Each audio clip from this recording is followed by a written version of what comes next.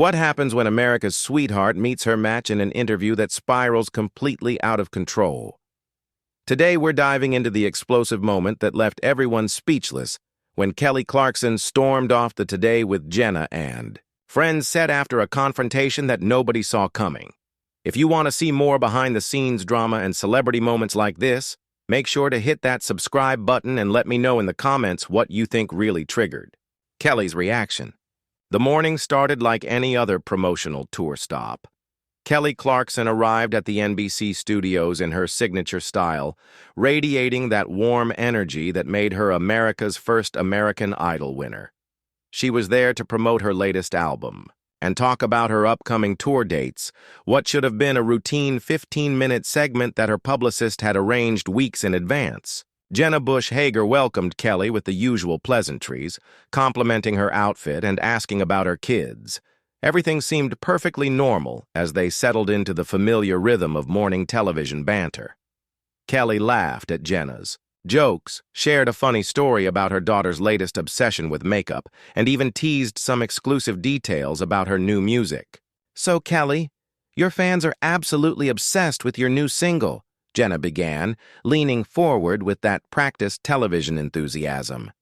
"But I have to ask about something that's been circulating online. There are rumors about some tension behind the scenes of your talk show. Care to address that?" Kelly's smile faltered for just a fraction of a second, but she recovered quickly. "You know, every workplace has its challenges, but I'm incredibly grateful for my team and the show we've built together." "Right. But specifically, there have been reports about your management style being, let's say, demanding. Some former employees have used the word toxic when describing the work environment." The temperature in the studio seemed to drop several degrees. Kelly's media-trained smile remained in place, but her eyes hardened slightly. "I think that's a pretty harsh characterization, Jenna. I have high standards because I care about putting out quality content for our viewers." "Of course, and nobody's questioning your dedication," Jenna continued, sensing she had struck a nerve but pressing forward anyway. "But when multiple sources are saying the same thing, doesn't that give you pause? I mean, there are stories about people being fired for minor mistakes, unrealistic expectations, staff members crying in bathrooms." Kelly shifted in her chair, her hands clasping together tightly. "I think we should probably focus on the music, don't you think? That's what I'm here to talk about." "Absolutely. But you've always been so open about your struggles and your journey. Your authenticity is what people love about you. So when there are these allegations about creating a hostile work environment, fans want to hear your side of the story." "My side of the story?" Kelly's voice had an edge now that wasn't there before. "Jenna, I've been nothing but professional and supportive to every single person who works with me. I don't know where these stories are coming from, but they're not accurate." Jenna consulted her notes, clearly not ready to let this go. "Well, there's a specific incident that was reported where you allegedly screamed at a production assistant for bringing you the wrong coffee order. The person said you made them redo your entire dressing room setup because you were upset." "That is absolutely not true," Kelly said firmly, her voice rising slightly. "I have never screamed at anyone on my staff about coffee or anything else. That's completely fabricated."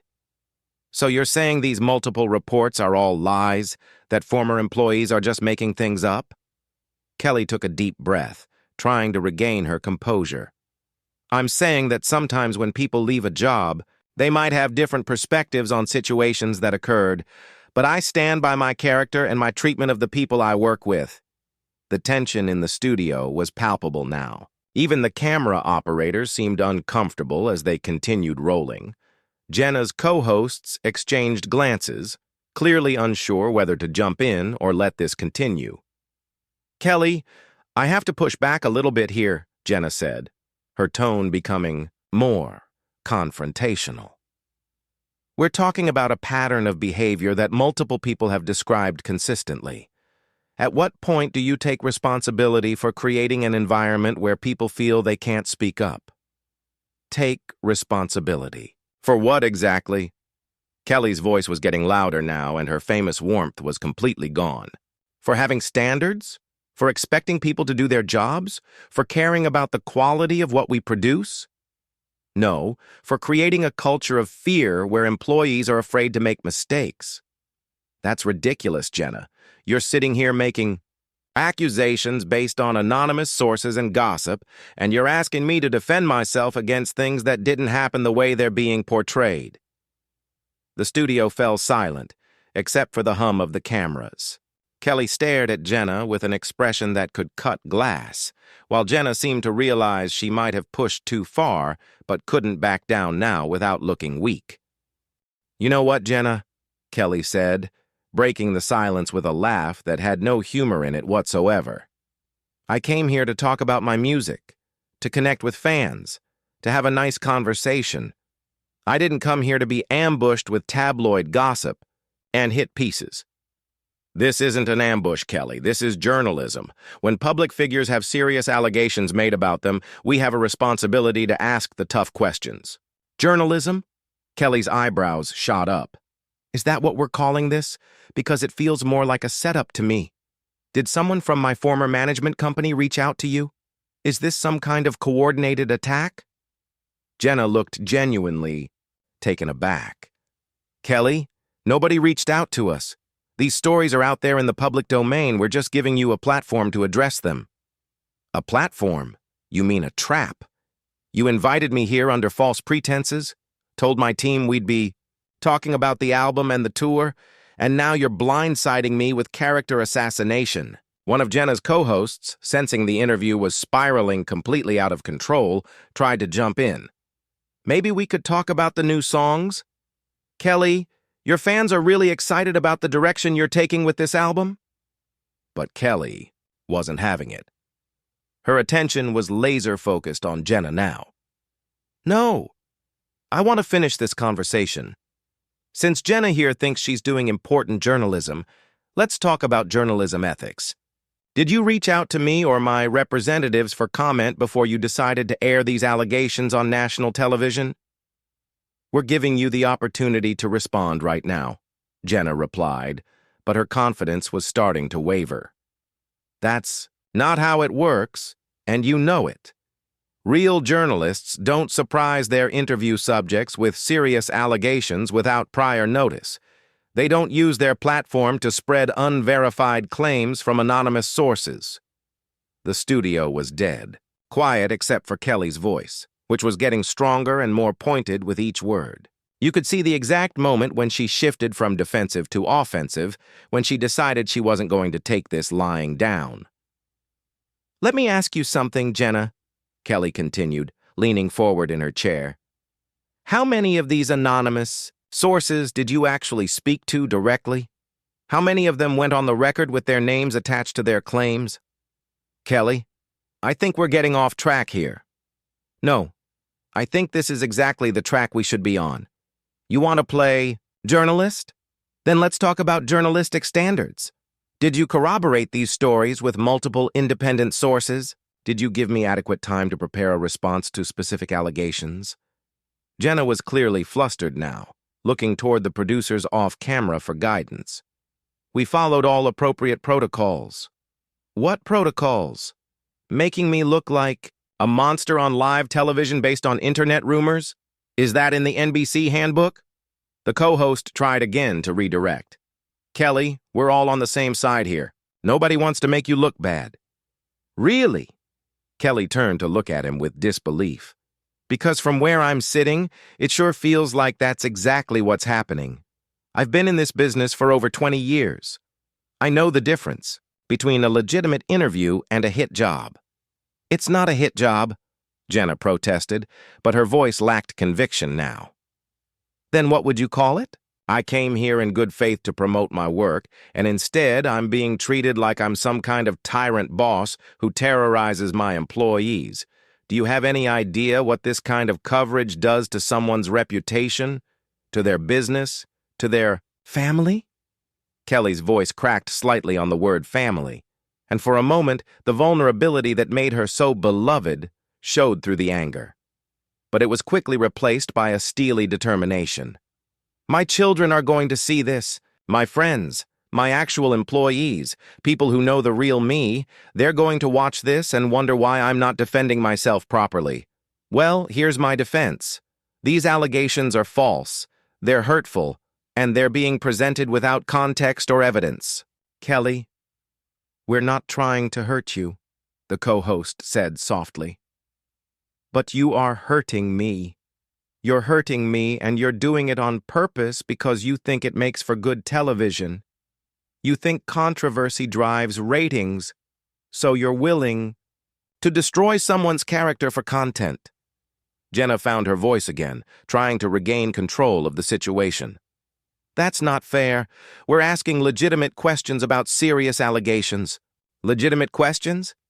Kelly stood up abruptly, startling everyone in the studio. Jenna, let me ask you a legitimate question. Have you ever managed a team of creative professionals? Have you ever been responsible for a multi-million-dollar production with dozens of moving parts and hundreds of people depending on you for their livelihood? That's not relevant to whether you treat people with respect. It's absolutely relevant. You're sitting there judging my management style when you have no idea what it's like to be in my position. You have no understanding of the pressures, the responsibilities, the impossible standards that everyone expects you to meet while also being sunshine and rainbows every single second of every single day. Kelly was pacing now, her hands gesturing emphatically as she spoke. The camera operators didn't know whether to follow her movement or stay focused on Jenna, who looked like she wanted to disappear into her chair. Do you know what it's like? To have every decision you make scrutinized? Every conversation analyzed, every facial expression interpreted as evidence of your character? Because that's my reality, Jenna. That's the world you've chosen to contribute to with this ambush interview. Kelly, please sit down so we can have a civilized discussion about this. Kelly laughed bitterly. Civilized? There's nothing civilized about what you just did to me. You want to talk about toxic behavior? Let's talk about using your platform to spread unverified gossip about someone who trusted you enough to come on your show. The silence that followed Kelly's words was deafening. You could practically hear the collective intake of breath from everyone in the studio as they realized this interview had crossed a line that couldn't be uncrossed. Jenna sat frozen in her chair, clearly unprepared for Kelly to fight back this hard. You know what the real tragedy is here? Kelly continued, her voice now deadly calm in a way that was somehow more intimidating than when she was shouting. I actually respected you, Jenna. I thought you were different from the tabloid vultures who twist everything for clicks. I thought you had integrity. Kelly, I do have integrity. That's exactly why I had to ask these questions. No, integrity would have been calling my publicist yesterday and saying, hey, we want to address these rumors. Can Kelly prepare a statement? Integrity would have been giving me the courtesy of knowing what I was walking into. This? Kelly gestured around the studio with disgust. This is cowardice disguised as journalism. Jenna's co-host made one last desperate attempt to salvage the situation. Maybe we could take a quick break and regroup? Start fresh with the music discussion? Kelly turned to look at him with an expression of pure disbelief. Start fresh? Are you serious? You think we can just pretend the last 10 minutes didn't happen? You think I'm going to sit back down and smile and talk about my tour dates after being publicly humiliated? It doesn't have to be humiliation, Jenna said quietly. This could be an opportunity for you to set the record straight, to show your side of the story. My side of the story? Kelly's voice rose again. Jenna, I've been telling you my side of the story for the past 10 minutes, and you keep dismissing everything I say. You've already made up your mind about who I am based on anonymous gossip and internet rumors. That's not true. Isn't it? Because every time I try to explain or defend myself, you come back with another accusation, another anonymous source, another reason why I should be ashamed of myself. You're not looking for my side of the story. You're looking for a confession. The tension in the room was so thick you could cut it with a knife. Kelly stood there staring at Jenna, waiting for a response that never came. When it became clear that Jenna wasn't going to say anything, Kelly shook her head slowly. This is exactly what's wrong with media today. You've forgotten that there are real human beings behind these stories you're so eager to tell. You've forgotten that words have consequences, that reputations matter, that people have families and feelings and lives that extend beyond your segment. Kelly, we never intended to hurt you. But you did hurt me, Jenna. You hurt me in front of millions of people, and you did it deliberately.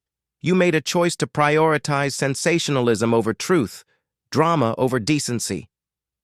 Kelly walked over to where her purse was sitting beside her chair and picked it up with deliberate slowness. Everyone in the studio watched her movements like they were witnessing history being made. I want to be very clear about something, Kelly said, turning back to face the cameras directly. To anyone watching this who works with me, who has worked with me, or who might work with me in the future, I want you to know that I would never intentionally create an environment where people feel unsafe or unwelcome. Are my standards high? Absolutely. Do I expect professionalism and excellence? Without question. But I have never and would never abuse or mistreat the people who help make my show possible. Her voice was steady now, controlled, as if she had found her center again in the midst of the chaos. And to the viewers who have supported me throughout my career, I want you to know that this is not who I am. This angry, defensive person you're seeing right now, this isn't me. This is what happens when someone tries to assassinate your character on live television without giving you a fair chance to defend yourself. Jenna finally found her voice again. Kelly, we're giving you that chance right now. Kelly looked at her with something that might have been pity. No, Jenna, you're not. You're giving me the chance to grovel, to apologize for things I didn't do, to validate your narrative. That's not the same thing. She adjusted the strap of her purse on her shoulder and took a deep breath. I've spent my entire career trying to lift people up, trying to use my platform to spread positivity and hope. I've shared my struggles with depression, with divorce, with body image, because I wanted other people to know they're not alone in their pain. And this is how I get repaid? With character assassination disguised as journalism? The co-host made one final plea. Kelly, please don't leave like this. Let's find a way to end this on a positive note. Kelly looked at him for a long moment, and for just a second it seemed like she might reconsider. But then she shook her head. You know what would be positive? If journalists remembered that their job is to inform, not to destroy. If morning show hosts remembered that their platform comes with responsibility. If people in this industry started treating each other with basic human decency instead of seeing each other as content to be consumed. She started walking toward the edge of the set, her heels clicking loudly on the floor in the otherwise silent studio. But then she stopped and turned back one more time. And Jenna? The next time you want to ambush someone with serious allegations on live television, maybe make sure you have your facts straight first, because this isn't journalism. This is just cruelty with better lighting. With that, Kelly Clarkson walked off the Today with Jenna and Friends set, leaving behind a stunned studio, a speechless host, and a moment that would be replayed and analyzed for days to come. The cameras kept rolling as Jenna sat there in shock, clearly having no idea how to recover from what had just happened. The interview that was supposed to last 15 minutes and promote Kelly's new album had instead become a masterclass in how quickly things can go wrong when preparation meets opportunity, when journalism crosses the line into sensationalism, and when America's sweetheart finally reaches her breaking point. What do you think really pushed Kelly over the edge in this interview? Was it Jenna's aggressive questioning style, the lack of preparation, or something deeper about the way celebrity culture treats successful women? Let me know in the comments below, and don't forget to subscribe for more behind-the-scenes drama and celebrity moments that you won't see anywhere else.